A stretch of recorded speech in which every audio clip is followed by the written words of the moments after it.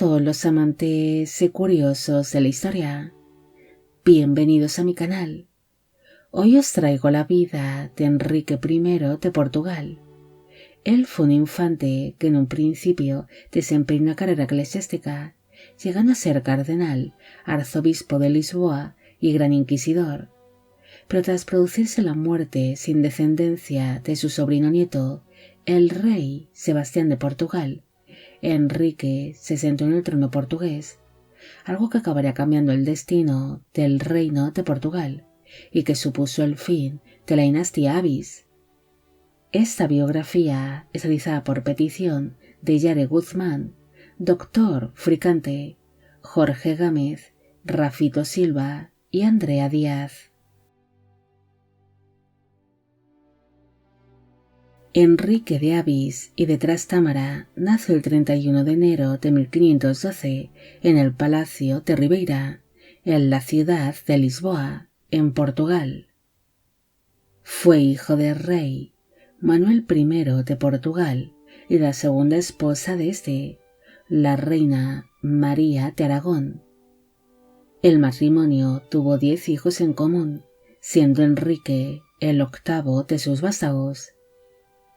El niño sería criado en la corte portuguesa, donde viviría rodeado de un ambiente culto y humanista, debido a que dicha corte solía ser visitada por eruditos, exploradores, religiosos, diplomáticos y artistas. El infante recibió una buena educación centrada en humanidades, teología e idiomas, debido a que al igual que su hermano Alfonso, su padre, el rey Manuel, quería que Enrique desempeñase una carrera eclesiástica para asegurar su futuro, además de que quería que sus hijos promoviesen los intereses portugueses dentro de la Iglesia Católica, la cual estaba dominada por España. Cuando Enrique tenía tan solo 4 años de edad, quedó huérfano de madre, al morir la reina María a causa de las complicaciones de su último parto, y 2 años después su padre se casaría en terceras nupcias con una de las primas del infante, la archiduquesa Leonor de Austria,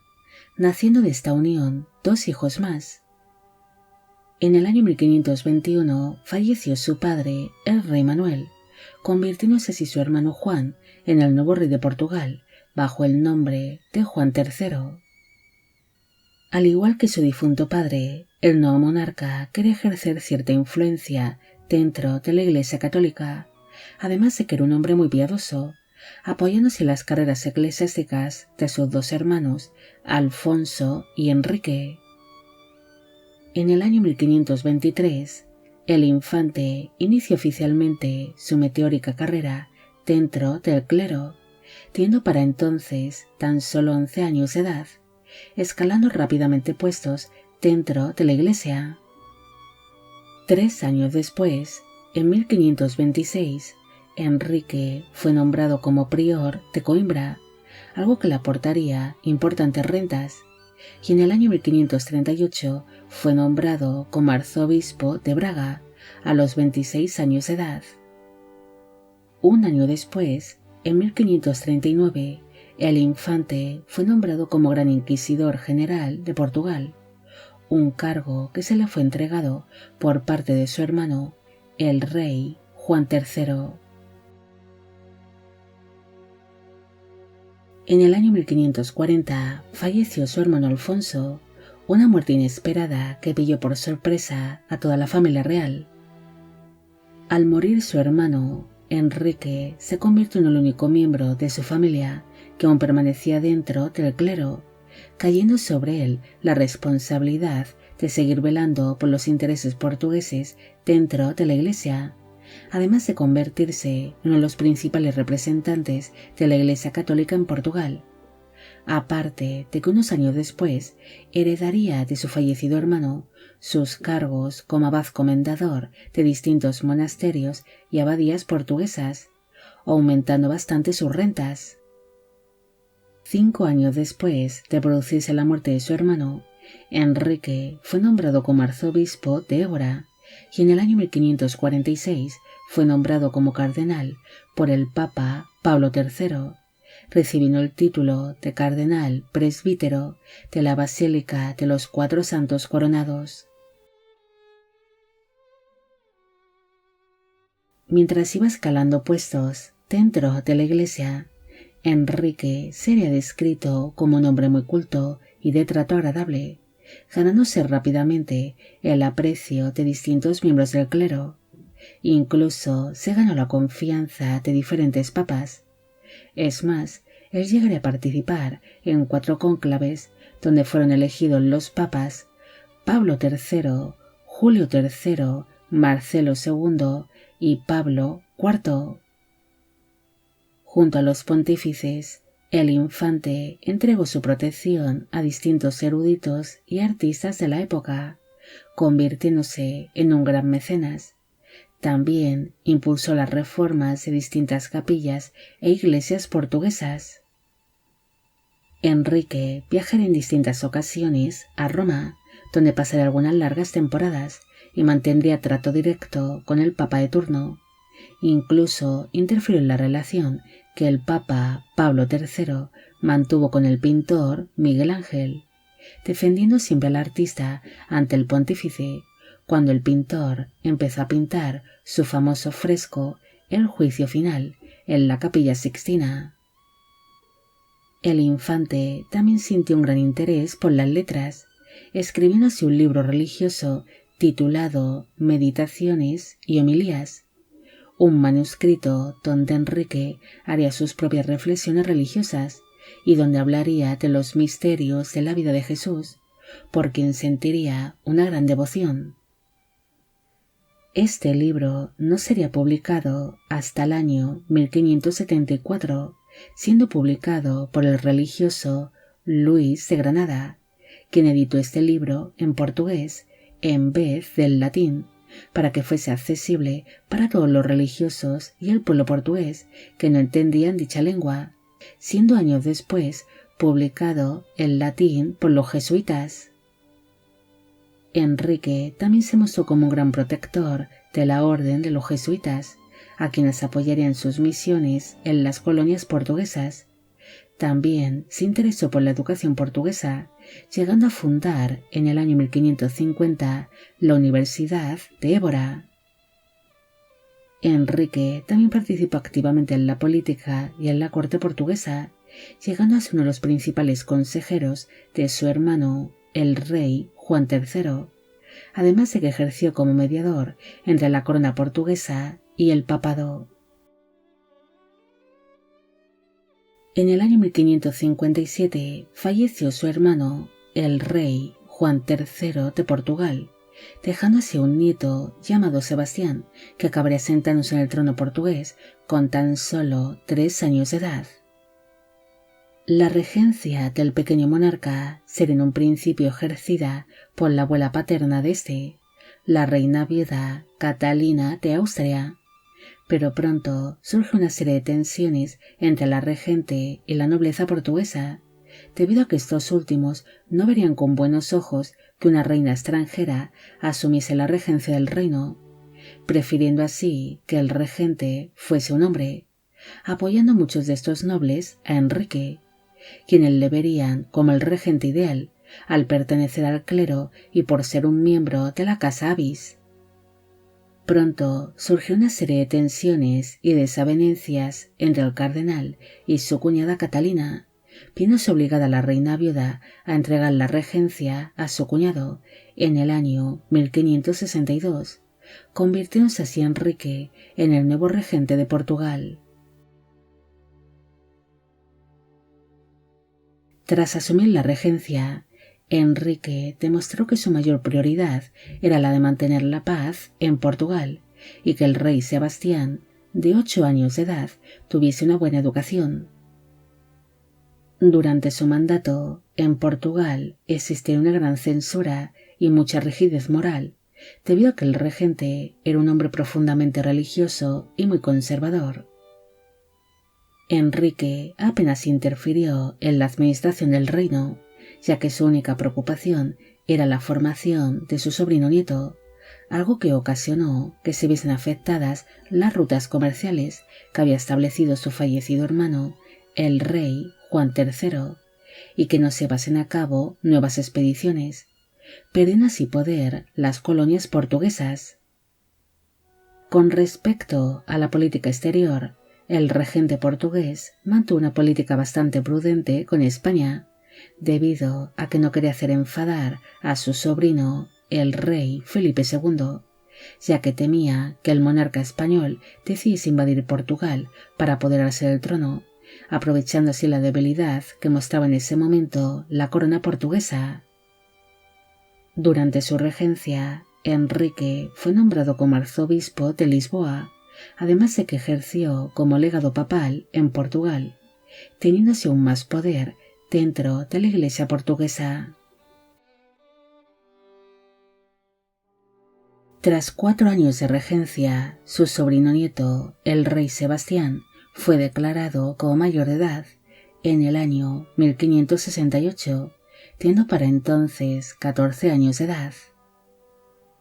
Una vez el joven rey asumió las riendas de la gobernación, Enrique se retiró a la ciudad de Évora,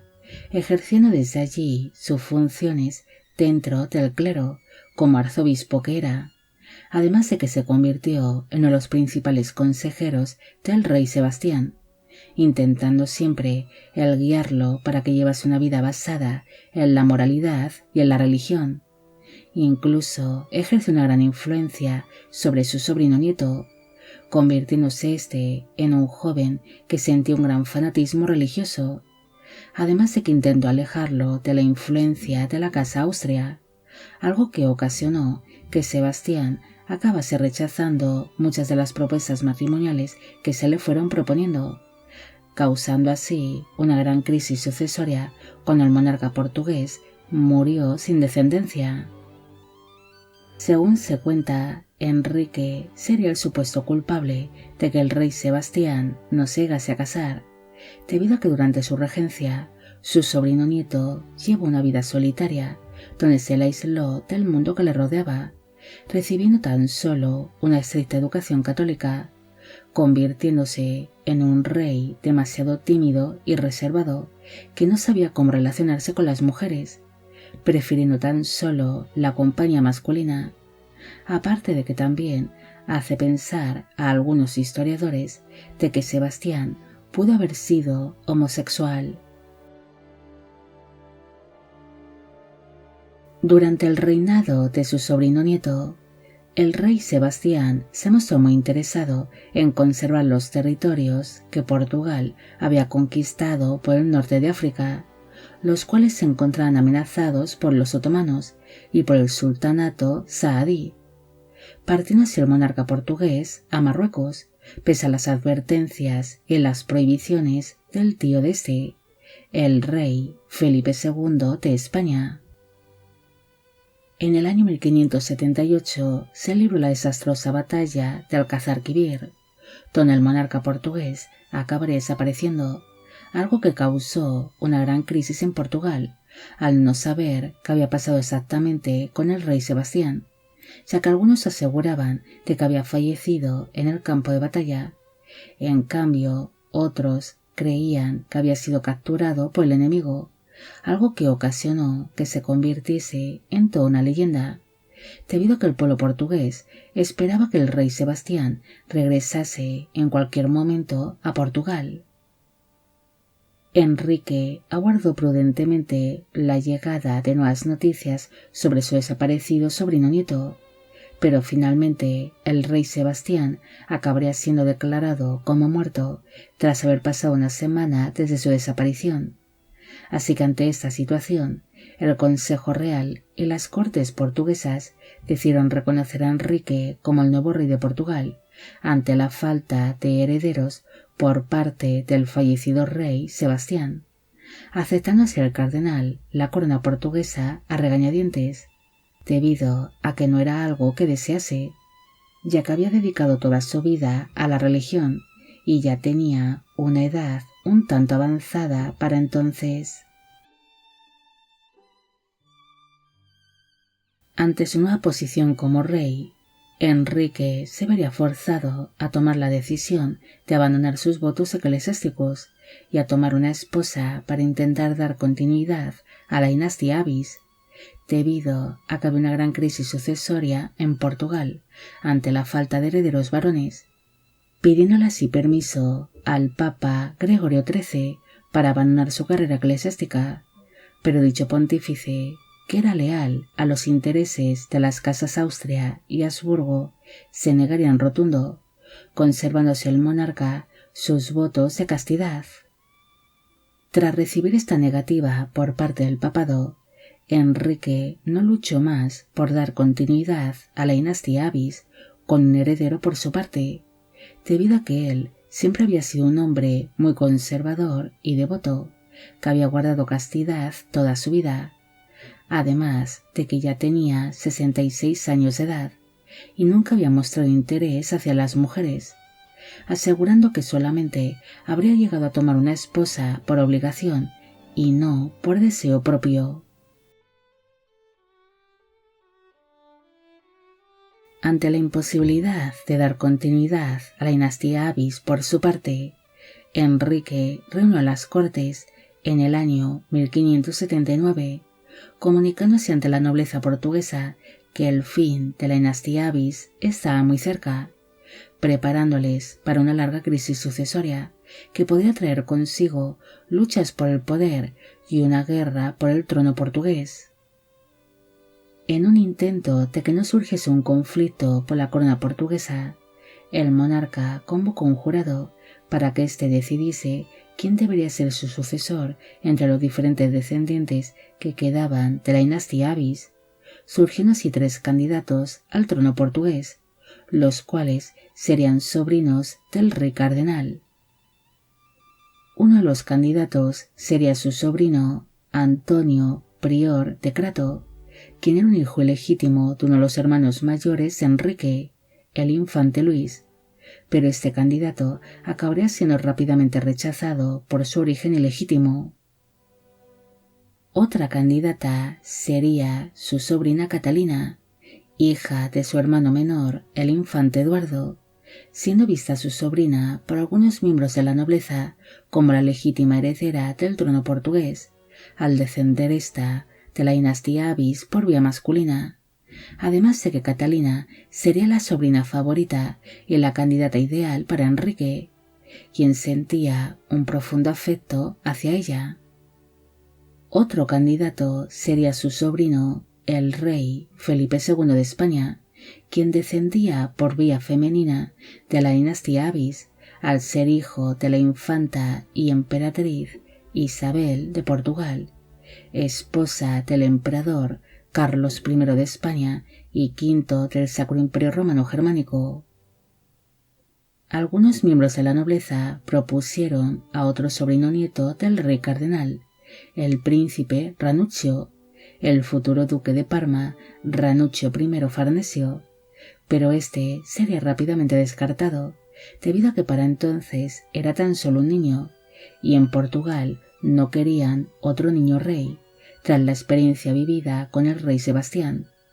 además de que el padre de este, el duque Alejandro Farnesio, estaba demasiado influenciado por la corona española, así que esto le daría ventaja al rey Felipe II de España, ya que prácticamente contaría con 2 candidaturas para poder gobernar Portugal. Finalmente, Enrique acabaría falleciendo el 31 de enero de 1580 a los 68 años de edad, muriendo cuando se estaban celebrando las Cortes de Almeirim y sin haberse elegido aún a un sucesor. Según se cuenta, el rey cardenal se mostró demasiado cansado durante la celebración de aquellas Cortes, mostrando más agotamiento de lo normal, sufriendo así de una apoplejía que sería fulminante. Al morir sin haber sido elegido alguno de los candidatos, un consejo de regencia que había sido elegido anteriormente por el difunto monarca se encargó de la gobernación de Portugal, mientras el jurado seguía debatiendo quién debería ser el nuevo rey de Portugal, estando el jurado dividido entre los 2 candidatos que quedaban, la duquesa Catalina y el rey Felipe II de España. Pero finalmente, ante esta indecisión, su otro sobrino, Antonio Prior de Crato, aprovecharía aquel cambio de gobierno y se declaró como rey de Portugal, algo que ocasionó que el rey Felipe II de España ordenase invadir Portugal con el fin de derrotar a su primo y apoderarse del trono portugués, algo que acabaría consiguiendo, empezándose a reinar en Portugal la dinastía Austria, quedando el reino portugués unido a la corona española, hasta que en el año 1640 dicho reino obtuvo de nuevo su independencia, empezándose a reinar la dinastía Braganza, cuando el rey Juan IV se sentó en el trono portugués, siendo este nieto de la duquesa Catalina. Los restos mortales de Enrique descansan en el monasterio de los Jerónimos de Belém, en Lisboa, en Portugal. Enrique, al igual que su hermano, fueron destinados a la vida religiosa para que Portugal pudiese ejercer una mayor influencia dentro de la Iglesia Católica y del Papado, rivalizando así con España. Pero si su padre, el rey Manuel, no hubiese tomado esta decisión, tal vez tanto Enrique como su hermano Alfonso podrían haber dado un heredero varón a la corona portuguesa, que hubiese dado continuidad a la dinastía Avis, algo que habría cambiado bastante el destino de Portugal. Enrique no destacaría ni como rey ni como regente, centrando su poder en educar y en criar a su sobrino nieto, el rey Sebastián, y posteriormente en dejar que un jurado decidiese quién debería ser su sucesor, algo que acabaría ocasionando que estallase una guerra civil en Portugal tras producirse su muerte, y que finalmente, con el tiempo, dicho reino acabase siendo anexionado con la corona española, siendo así gobernado por la Casa Austria hasta la llegada de los Braganza al trono portugués. Bueno amigos, llegamos al final de la vida de Enrique I de Portugal. Espero que os haya gustado esta historia y espero a que todos los que pedisteis de que hiciese un vídeo sobre él también. Al inicio solo he mencionado a las 5 primeras personas que hicieron esta petición, para no hacer una introducción demasiado larga y aburrida. Los demás seréis mencionados ahora. Esta biografía es realizada por petición de Diana Monroy, Martín Tello, Álvaro Sotomayor, Liliana Mendoza, Juan José Dávila, Estefi, Luis Carlos Mota, Silvia Cristina Monroy, Shirley Licinca Rivera y Gonzalo Velázquez. También quisiera felicitar por su cumpleaños a René Osvaldo Morales. Y con esto me despido. Hasta la próxima.